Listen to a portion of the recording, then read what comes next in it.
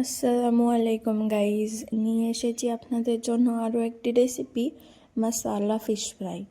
তো আমরা মশালা fish fry করার জন্য এখানে নিয়ে নিয়েছি 5টা বাটা মাছ।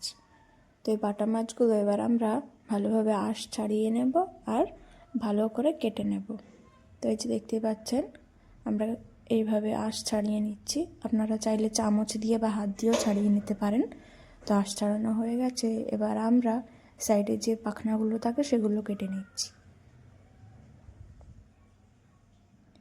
পাখনাগুলোও কাটা হয়ে গেল, এবার কানের সাইডের ওই কানগুলো কেটে নিচ্ছি। কানগুলো কেটে কানের ভেতরের অংশগুলোও বের করে নেব। তারপর এখানে পেটটা কেটে ভেতরের যত নাড়ি টাড়ি আছে সব কেটে নেব।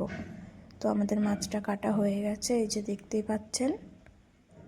এবার আমরা মাছে মশলা মাখিয়ে নেব। তো প্রথমে এখানে দিয়ে দিলাম লবণ আর দিয়ে দিলাম একটুখানি হলুদ। তারপর এখানে দিয়ে দিলাম বাটা মশলা। তো বাটা মশলার মধ্যে আছে পেঁয়াজ, কাঁচা লঙ্কা, আদা, রসুন আর জিরে। তো মশলাটা আমাদের একটু পাতলা হয়ে গেছে, আপনারা জল দেবেন না, আমরা একটু জল দিয়ে ফেলেছিলাম বেশি। তো পেঁয়াজেই আপনাদের মশলাটা খুব ভালো বাটা হয়ে যাবে, পেঁয়াজের যে রসটা থাকে।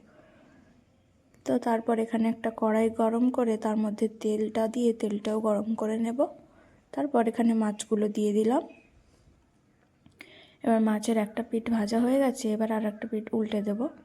তো মাছটা দেখবেন এই পর্যায়ে সেদ্ধ হয়ে যাবে, তো বেশ আস্তে আস্তে উল্টাবেন, নাহলে মাছটা ভেঙে যাবে।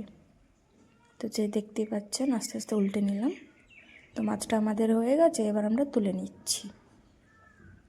তো কেমন লাগলো জানাবেন, আর ভালো লাগলে অবশ্যই একটা লাইক, কমেন্ট এবং সাবস্ক্রাইব।